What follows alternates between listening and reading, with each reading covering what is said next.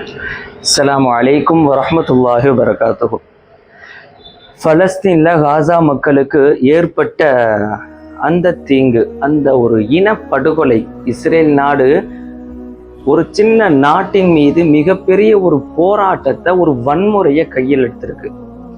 2 வருடமா கிட்டத்தட்ட எத்தனையோ ஆயிரம் மக்கள், சின்ன சின்ன குழந்தைகளும் வயோதிகர்களும் பெண்களும் இப்படி எந்த ஒரு பாகுபாடுமே இல்லாம ஒரு நாட்டையே இனப்படுகொலை செய்து கொண்டிருக்குது.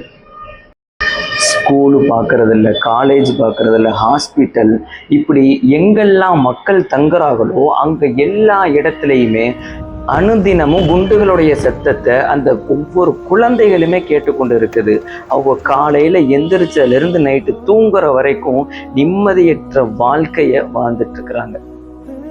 எப்போ எங்க என்ன நடக்க போகுதுங்கிறது அந்த மக்களுக்கே தெரியாது. எப்ப எது வெடிக்குங்கிறது தெரியல. அப்படிப்பட்ட ஒரு இக்கட்டான சூழ்நிலையில அந்த பலஸ்தீன் மக்களே மாட்டிட்டு இருக்கிறாங்க.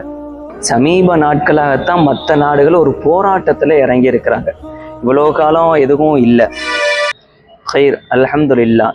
இந்த மக்களுக்காக நாமளும் போராட்டத்துல கலந்து கொள்ளணும்.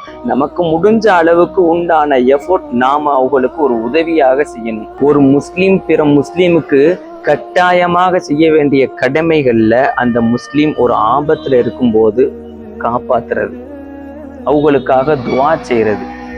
இன்ஷா அல்லாஹ் நம்மளும் இது போன்ற ஒரு போராட்டத்துல, இது போன்ற ஒரு கூட்டத்துல கலந்து கொள்ள வேண்டும்.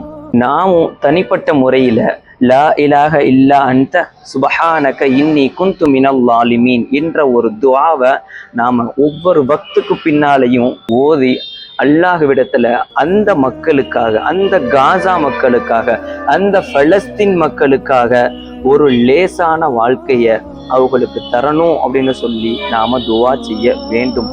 இன்ஷா அல்லாஹ், அல்லாஹ் அதை கபூல் செய்வான். அஸ்ஸலாமு அலைக்கும்.